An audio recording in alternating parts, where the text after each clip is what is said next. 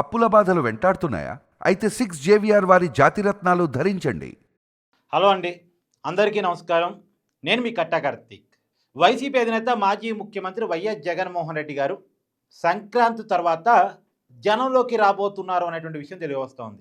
సంక్రాంతి తర్వాత వెళదామా, local body ఎన్నికలు అయిపోయాక వెళదామా అనేటువంటి ఆలోచన చేస్తున్నారు. కానీ మొత్తంగా వన్స్ జనంలోకి వచ్చిన తర్వాత ఒక 2 సంవత్సరాల పాటు పూర్తిగా జనంలోనే ఉండాలని ప్లాన్ చేసుకుంటున్నారు. ముందుగా బస్ యాత్ర చేపట్టబోతున్నారు. 175 నియోజకవర్గాన్ని చుట్టివేస్తూ బస్ యాత్ర చేపట్టబోతున్నారు జగన్మోహన్ రెడ్డి గారు. ఈ బస్ యాత్ర దాదాపు 6 నెలల పాటు ప్లాన్ చేసుకుంటా ఉన్నారు. బస్సు యాత్ర తర్వాత సుదీర్ఘమైనటువంటి పాదయాత్ర చేయబోతా ఉన్నారు.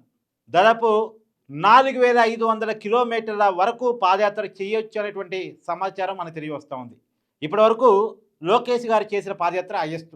అంటే గతంలో చాలామంది పాదయాత్ర చేశారు. రాజశేఖర రెడ్డి గారు మొట్టమొదటిగా పాదయాత్ర చేయడం కానీ, తర్వాత చంద్రబాబు నాయుడు గారి పాదయాత్ర, తర్వాత జగన్మోహన్ రెడ్డి గారి పాదయాత్ర.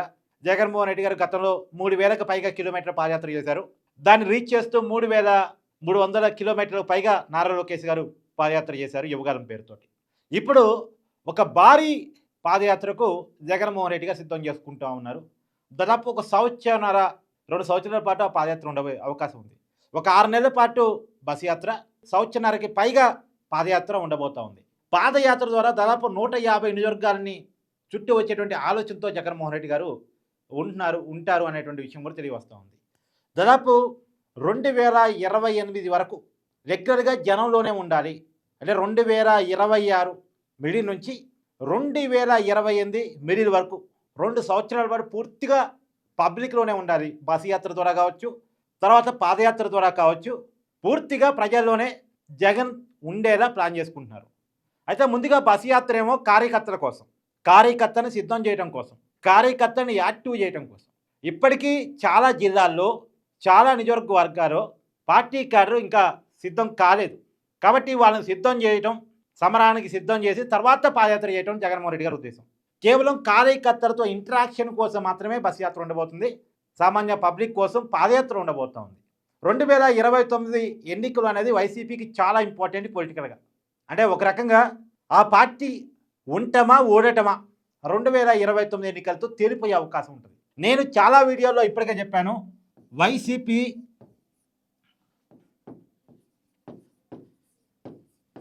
టార్గెట్ 2029గా పనిచేస్తూ ఉంది. ఒక మిషన్ పెట్టుకొని పనిచేస్తూ ఉంది. వాళ్ళు ఏ పని చేసినా 2029లో అధికారాన్ని సంపాదించడమే ఉద్దేశంతో పనిచేస్తూ ఉన్నారు. చాలా క్లియర్గా ఉన్నారు. వాళ్ళకు క్లారిటీ ఉంది. 2029లో కూడా 2024లో వచ్చిన ఓటమి లాంటి ఓటమి వస్తే ఆ పార్టీ ఉనికికి ఇబ్బంది వస్తుంది. ఇప్పటికే జగన్మోహన్ రెడ్డి గారు కేవలం 11 సీట్లు రావటం ఫలితంగా, కేవలం 4 ఎంపీలు రావటం ఫలితంగా జగన్మోహన్ రెడ్డి గారి లాబింగ్ స్థాయి తీవ్రంగా పడిపోయింది. జగన్మోహన్ రెడ్డి గారి మీద చాలా పెద్ద పెద్ద కేసులు ఉన్నాయి. 2011 నుంచి నమోదైన అక్రమాస్తు కేసులు ఉన్నాయి. వైఎస్ వివేకానందరెడ్డి గారి హత్య కేసు వాళ్ళ ఎంపీనే నిందితుడిగా చేరుస్తూ ఉంది వైఎస్ అవినాష్ రెడ్డి మీద. సో ఇప్పుడు లిక్కర్ స్కామ్లో మిథున్ రెడ్డి ఉన్నాడు వాళ్ళ ఎంపీ. జగన్మోహన్ రెడ్డి వరకు ఆ కేసులు ఉన్నాయి. కాబట్టి పాత కేసులు, కొత్త కేసులు 2029లో కూడా ఓడిపోతే ఆ కేసుల్లో జగన్మోహన్ రెడ్డి గారు ఇప్పటిదాకా నిందితుడిగా ఉన్నారు. ఖచ్చితంగా ఏదో ఒక కేసులో దోషిగా తేరే అవకాశం ఉంటుంది. వన్స్ జగన్మోహన్ రెడ్డి గారు దోషిగా తేరారు అంటే 2.5 years పైన శిక్ష పడేటువంటి అవకాశం ఉంటుంది. జగన్మోహన్ రెడ్డి గారి మీద ఉన్న కేసు చాలా పెద్దే కదా. 2.5 years పైన శిక్ష పడేటువంటి అవకాశం ఉంటుంది. వన్స్ 2.5 years పైన కనుక శిక్ష పడితే మన చట్టాల ప్రకారం జగన్మోహన్ రెడ్డి గారు ఎమ్మెల్యేగా అనర్హుడు అవుతాడు. పులివెందుల ఎమ్మెల్యేగా జగన్మోహన్ రెడ్డి గారు ఉన్నప్పటికీ కూడా ఎమ్మెల్యేగా ఆటోమేటిక్గా అనర్హుడు అవుతాడు. తర్వాత ఎన్నికల్లో పోటీ చేసి అర్హతని కోల్పోతాడు జైల్లో ఉన్నంతకాలం. జైలు నుంచి వచ్చిన తర్వాత కూడా 10 సంవత్సరాల పాటు ఎన్నికల్లో పోటీ చేసి అర్హతని కోల్పోతాడు. సో జగన్మోహన్ రెడ్డి గారికి పిక్చర్ క్లారిటీగా ఉంది, ఓడిపోతే జరిగే పరిణామాలు ఏంటి అన్న దాని మీద. కాబట్టి 2029లో గెలవటం మాత్రమే జగన్మోహన్ రెడ్డి గారికి ఉన్న దారి. తనను తను సేవ్ చేసుకోవాలంటే, తన లాబింగ్ కెపాసిటీని పెంచుకోవాలంటే తన చేతిలో అధికారం ఉండాలి. అధికారం ఉంటేనే తన చేతిలో ఉన్న తనకున్న కేసులను ఇంకోటో రక్షించుకోగలడు. వన్స్ జగన్మోహన్ రెడ్డి ఎన్నికల్లో అనర్హుడు అవుతే, ఎన్నికల్లో పోటీ చేసే అర్హతను కూడా కోల్పోతే, అది జగన్మోహన్ రెడ్డి గారి మీద ఆధారపడ్డ పార్టీ కాబట్టి ఆ నాయకుడు ప్రతిష్ట దెబ్బతింటే, ఆ నాయకుడు అనర్హుడు అవుతే ఆటోమేటిక్గా ఆ పార్టీ అనర్హత గురవుద్ది ప్రజల చేత. అంటే నాయకుడు బేస్ మీద ఉన్న పార్టీ కదా అది. కాబట్టి 2029లో ఓడిపోతే 2034లో ఏం జరిగింది అన్నది ఒక క్లారిటీ ఉంది జగన్మోహన్ రెడ్డి గారికి.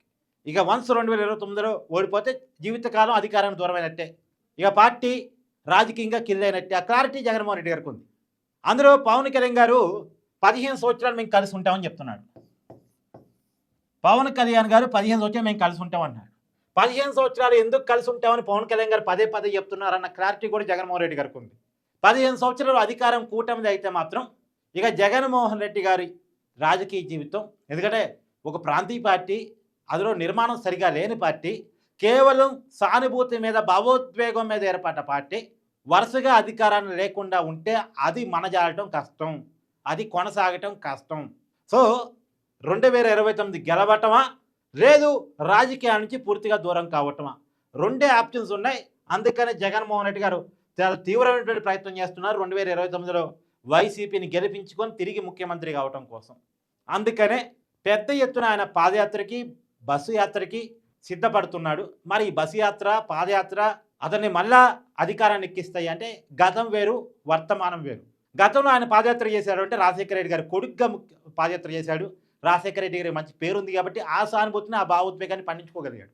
గతంలో ఓదార్పు యాత్ర చేసినా పాదయాత్ర చేసినా ఆ రోజు వేరు. పాలకుడిగా ఇంకా జగన్మోహన్ రెడ్డి గారిని చూడలేదు. అప్పటికి ఒక ఛాన్స్ అంటే ఒక ఛాన్స్ ఇచ్చొద్దాం, రాజశేఖర రెడ్డి గారు బిడ్డ కదా అనుకున్నారు. కానీ పరిపాలన చూసిన తర్వాత కోపంతో 11 సీట్లు ఇచ్చారు. సో పరిపాలకుడిగా వైఫల్యం చెందిన తర్వాత చేసే పాదయాత్ర కానీ బస్ యాత్ర కానీ ఏం ఫలితాలు ఇస్తాయి అనేది చూడాలి. కూటమి ప్రభుత్వం మీద ఒకవేళ వ్యతిరేకత వస్తే తప్ప జగన్మోహన్ రెడ్డి గారికి సానుకూల వాతావరణం వచ్చే అవకాశం లేదు. అందుకని కూటమి ప్రభుత్వం మీద ఎట్టి పరిస్థితుల్లో ఏదో ఒక రకంగా వ్యతిరేకత పెంచాలి. అవసరమైతే జనసేన టీడీపీని విడదీయడానికి విపరీతమైన ప్రయత్నాలు చేయాలి. సామాజిక సమస్యలు సృష్టించాలి. కలిసి ఉన్న సామాజిక కులాలని విడదీసే ప్రయత్నం చేయాలి. ఒక టార్గెట్తో జగన్మోహన్ రెడ్డి గారు పనిచేస్తూ ఉన్నారు. మరి ఆ టార్గెట్ ఏ మేరకు ఆయన రీచ్ కాగలడు? ప్రజలు ఐక్యంగా ఉంటారా? ప్రజల్ని విడదీయగలడా? ఎందుకంటే బ్రిటిష్ పాలిటిక్స్ చెప్తా ఉంటాయి, ప్రజల్ని పాలించాలంటే ప్రజల్ని విడదీయాలి అని చెప్పేసి. Divide and rule policy, British policy. దాన్ని జగన్మోహన్ రెడ్డి గారు బలంగా నమ్ముకున్నారు. ఆ బ్రిటిష్ ఐడియాలజీ ఉన్న వ్యక్తి కాబట్టి ఆ బ్రిటిష్ ఐడియాలజీతో ఉన్నటువంటి జగన్మోహన్ రెడ్డి గారు దాన్ని బలంగా నమ్ముకున్నారు. మరి ప్రజలు ఐక్యంగానే ఉంటారా? విడిపోయి జగన్మోహన్ రెడ్డి గారు నెత్తి మీద పెట్టుకుంటారా 2029లో? మీ అభిప్రాయాన్ని కామెంట్ రూపంలో తెలియజేయండి. Thank you.